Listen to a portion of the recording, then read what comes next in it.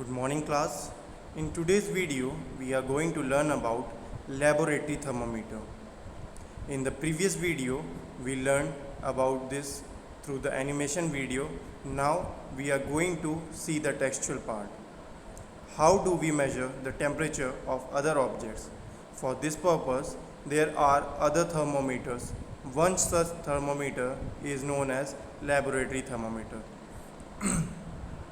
The teacher will show you this thermometer. Look at it carefully and note the highest and the lowest temperature it can measure. The range of a laboratory thermometer is generally from -10 degrees Celsius to 110 degrees Celsius. Also, as you did it in the case of the clinical thermometer, find out how much a small division on this thermometer reads. You would need this information to read the thermometer correctly. Let us learn how this thermometer is used. Okay, so students, as we learned in the earlier videos that to measure our human body temperature there is a thermometer which is called as clinical thermometer. ठीक है, हमारी body को जो temperature होता है, हमारी body का जो टेम्परेचर होता है उसको मेजर करने के लिए हम लोग कौन सा थर्मोमीटर यूज़ करते हैं?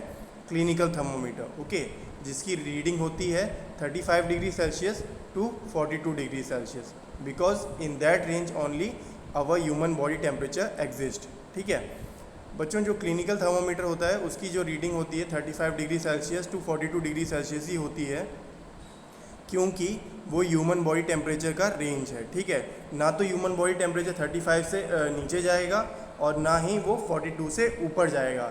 इसलिए जो क्लिनिकल थर्मोमीटर जो हमारे लिए बनाया गया है उसकी range 35 degree Celsius to 42 degree Celsius ही रखी गई है. ठीक है, वहीं पे बात करें हम लोग लेबोरेटरी थर्मोमीटर की, तो उसकी जो रेंज है वो -10 degree Celsius to 110 degree Celsius रखी गई है. क्योंकि लैब में जब हम लोग डिफरेंट मटेरियल्स का जब टेम्परेचर मेजर कर रहे हैं तो या तो वो बहुत ज़्यादा कोल्ड भी हो सकते हैं और बहुत ज़्यादा हॉट भी हो सकते हैं. तो इसकी वजह से लेबोरेटरी थर्मोमीटर की जो रीडिंग होती है उसकी जो रेंज है वो -10 degree Celsius to 110 degree Celsius होती है. ठीक है, क्योंकि वहाँ पे एक्सट्रीम टेम्परेचर हम लोगों को मेजर करना है. ठीक है, now we are going to see activity 4.4. Take some tap water in a beaker or a mug. Dip the thermometer in water so that the bulb is immersed in water but does not touch the bottom or the sides of the container. Hold the thermometer vertically. Observe the movement of mercury in the thermometer. Wait till the mercury thread becomes steady. Note the reading. This is the temperature of water at that time. Compare the temperature of water recorded by each student in the class. Are there any variation in the reading? Discuss the possible reasons. Okay. So students, what we have to do in the activity 4.5, we have to take a laboratory thermometer, okay, and we have to pour some water in a beaker. Okay, we have to take a tap water, okay, because the temperature is normal. Okay, and then we have to measure the temperature of that tap water. Okay, we will be doing this experiment with the help of different students. Okay, because at the time when we pour out the water in the beaker, the temperature will be different to the comparison to the temperature measured by different students. Okay, activity 4.4 में बच्चों हम लोगों को क्या करना है, हम लोगों को एक बीकर लेना है. As we can see in the figure 4.5 we have taken the beaker. Okay, this is the beaker and we have to fill it with the tap water. हम लोगों को सिंपल वाटर उसमें लेना है. ठीक है, और उसके बाद हम लोग उसका टेम्परेचर मेजर करेंगे लेबोरेटरी थर्मोमीटर से. ठीक है बच्चों, हम लोगों को टेम्परेचर मेजर करते टाइम ये मेक श्योर करना है कि हम लोग उसको सीधा पकड़ें. उसका जो बल्ब है, जो मेजरिंग बल्ब होता है, ये आप देख सकते हैं, ये है जो पॉइंट, वो है मेजरिंग बल्ब. ठीक है, ये बल्ब किसी भी पॉइंट को बीकर में टच नहीं करना चाहिए. ठीक है, ग्लास का कोई भी पॉइंट उसको टच नहीं करना चाहिए थर्मोमीटर को. ठीक है, वो सिर्फ वाटर को ही टच करना चाहिए, ठीक है, क्योंकि टेम्परेचर में फिर वेरिएशंस आ जाएंगे अगर हम लोग उस बल्ब को, थर्मोमीटर के बल्ब को किसी भी दूसरी जगह पे टच करेंगे, ठीक है। तो हम लोग उसको थर्मोमीटर को अपराइट होल्ड करेंगे और उसको कम से कम 1 मिनट के लिए पानी में डिप करके रखेंगे ताकि हम लोगों को स्टडी रीडिंग मिल सके। बच्चों, स्टडी रीडिंग तभी मिलती है जब वो मर्क्यूरी थ्रेड होता है जिससे टेम्परेचर मेजर करते हैं वो स्टडी हो जाता है, ठीक है। हम लोग जब जितनी देर के लिए पानी में थर्मोमीटर को डिप करके रखेंगे और उसमें राइज होने लग जाएगा मर्क्यूरी लेबोरेटरी थर्मोमीटर में, उसी टाइम पे हम लोग उसको पानी से बाहर निकाल लेंगे, ठीक है। अब जैसे ये हमारा लेबोरेटरी थर्मोमीटर है, here you can see this is the laboratory thermometer and this is the rise of mercury thread in the laboratory thermometer. Okay, now the reading is stable to 8. Okay, it is stable to 80 degree Celsius. This is the 80 degree Celsius. Okay, in the similar way we have to do in the activity 4.4. जब mercury thread stable हो जाएगा उसके बाद हम लोग thermometer को पानी से बाहर निकाल लेंगे ताकि हमें जो एक्चुअल रीडिंग है, जो करेक्ट रीडिंग है, वो थर्मोमीटर की वाटर की मिल पाए, ठीक है। अब यही एक्टिविटी जब हम लोग डिफरेंट स्टूडेंट्स के साथ करेंगे, ठीक है, तो उसमें टाइम लगेगा और जैसे जैसे टाइम लगता जाता है वैसे वैसे जो वाटर का जो बीकर का जो वाटर है वो एटमॉस्फेरिक टेम्परेचर के साथ रिएक्ट करने लग जाएगा, ठीक है। मान लो अगर वो सर्दी के दिन है, ठीक है, अगर वो विंटर सीज़न चल रहा है तो ठंडी ज़्यादा होगी, ठीक है, एटमॉस्फेयर का जो टेम्परेचर है वो कम होगा, ठीक है। तो जब वाटर को हम लोग टैप में से निकाल लेंगे उस टाइम पे वो हल्का ल्यूक वार्म होगा, ठीक है, नॉर्मल होगा उसका टेम्परेचर। बट जब उसको थोड़ी देर तक बाहर रखेंगे तो वो ठंडा होने लग जाएगा, ठीक है। तो जैसे जैसे स्टूडेंट्स अलग अलग जो स्टूडेंट्स हैं वो मेजर करते जाएंगे टेम्परेचर, तो उनका जो टेम्परेचर है वो कम होता जाएगा, ठीक है। वहीं पे अगर हम लोग बात करें कि अगर ये एक्सपेरिमेंट हम लोग समर सीज़न में कर रहे हैं, मतलब गर्मियों के दिन में कर रहे हैं, तो जब हम लोग टैप वाटर निकालेंगे उस टाइम पे तो उसका जो टेम्परेचर होगा वो एटमॉस्फेरिक टेम्परेचर के कंपैरिजन में ठंडा होगा, ठीक है, कम होगा। लेकिन जब ज़्यादा से ज़्यादा उसके बच्चे मेजरमेंट लेते जाएंगे, ज़्यादा देर के लिए वो एटमॉस्फेयर में रखा रहेगा जो वाटर है हमारा बीकर के साथ, तो उसका जो टेम्परेचर है वो राइज होने लग जाएगा, ठीक है, क्योंकि एटमॉस्फेरिक टेम्परेचर उसके ऊपर अपना इफेक्ट डाल रहा है, ठीक है। तो उसका जो है टेम्परेचर राइज करने लग जाएगा, ठीक है। तो जैसे जैसे ज़्यादा से ज़्यादा स्टूडेंट्स रीडिंग लेंगे वैसे वैसे उनकी रीडिंग्स में टेम्परेचर की वेरिएशंस दिखाने लग जाएगा, ठीक है। So this was our activity number 4.4. I hope you understood it. Okay, now we are going to see the activity 4.5. Take some hot water in a beaker or a mug, dip the thermometer in water, wait till the mercury thread becomes steady and note the temperature. Now take out the thermometer from water. Observe carefully what happens now.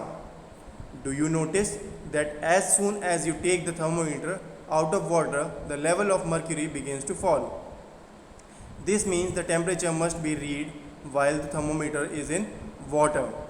You may recall that while taking your own temperature, you have to take the thermometer out of your mouth to note the reading. Can you then use the laboratory thermometer to measure your body temperature? Obviously, it is not convenient to use the laboratory thermometer for this purpose. Why does the mercury not fall or rise in a clinical thermometer when taken out of the mouth? Observe a clinical thermometer again. Do you see a kink near the bulb? What is the use of this kink? It prevents mercury from falling on its own. Okay. Okay, so now we are going to understand what we have to see in activity 4.5. Okay, so now in activity 4.5 we have to take some warm water, or we can say hot water, in a beaker. Okay, and then we have to measure the temperature of that water. Okay, when we will measure the temperature of that hot water with the help of laboratory thermometer. We can see as soon as the laboratory thermometer is taken out from the hot water, the mercury thread will will show the depletion in the reading. Okay, जैसे ही बच्चों हम लोग जो hot water है उसमें temperature measure करने के लिए अपना लेबोरेटरी थर्मामीटर उसमें डिप करेंगे और 1 मिनट के बाद हम लोग उसको बाहर निकालेंगे, हम लोग देखेंगे ये चीज़ हम लोग ऑब्ज़र्व करेंगे उसमें कि जो मर्क्यूरी का जो राइज है वो धीरे धीरे कम होने लग जाएगा. ठीक है, मर्क्यूरी की जो रीडिंग है वो धीरे धीरे नीचे आने लग जाएगी. अब ये क्यों हो रहा है बच्चों? ये इसलिए हो रहा है क्योंकि जो मर्क्यूरी जब हम लोग बाहर निकाल रहे हैं थर्मामीटर को हॉट वाटर से, तब वो जो उसका जो बल्ब है थर्मामीटर का वो एटमॉस्फेयर के कांटेक्ट में आ रहा है. क्योंकि वाटर वार्म है तो उसका टेम्परेचर हाई होगा, लेकिन एटमॉस्फेयर का जो टेम्परेचर है वो कम है, तो इसकी वजह से उसका टेम्परेचर लो होगा. तो जब वो हॉट वाटर से बाहर थर्मामीटर निकाला जाएगा तो उसकी जो रीडिंग है वो धीरे धीरे गिरने लग जाएगी. ठीक है, मर्क्यूरी नीचे नीचे आने लग जाएगा. अब बच्चों ये लेबोरेटरी थर्मामीटर में ही क्यों होता है, क्लिनिकल थर्मामीटर में क्यों नहीं होता है?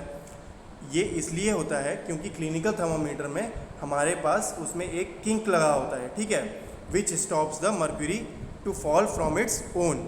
ओके, यहाँ पे देख सकते हैं हम लोग, this is the kink. Okay, which stops the mercury from falling on its own.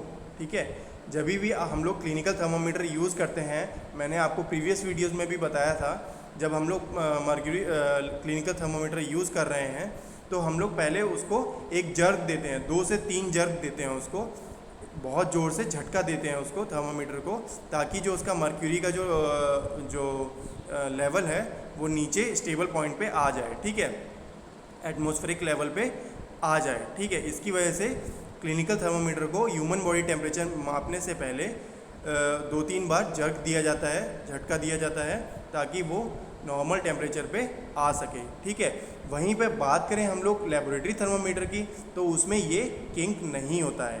ठीक है, तो वो अपने आप नीचे उसका जो मर्क्यूरी थ्रेड का जो लेवल है अपने आप नीचे आने लग जाता है. ठीक है, so this was the difference between the mercury thermometer and clinical thermometer. Okay, now there is a lot of concern over the use of mercury in thermometers. Mercury is a toxic substance and which is very difficult to dispose of.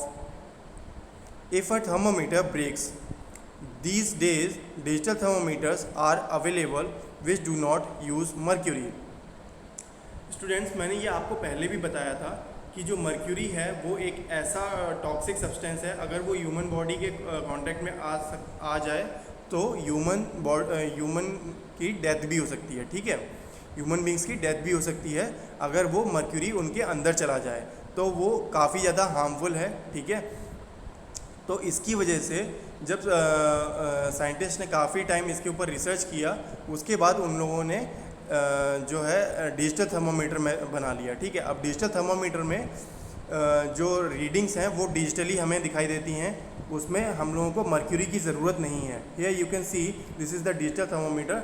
Okay, and this is the same bulb that is use in the laboratory thermometer, और we can say clinical thermometer. Okay, which measures the warmness of body. Okay, so this thermometer uses the electronic device in it, electronic sensor which measures the body temperature. Okay, and it will show it in the digital form. Okay, so here the use of mercury is eliminated from the digital thermometer. Okay, and it is very safe for the human purpose. Okay, so that's all for the today's session. I hope you enjoyed this session. Okay, and if you have any doubt, you can clear your queries in Google Meet session. Thank you everyone.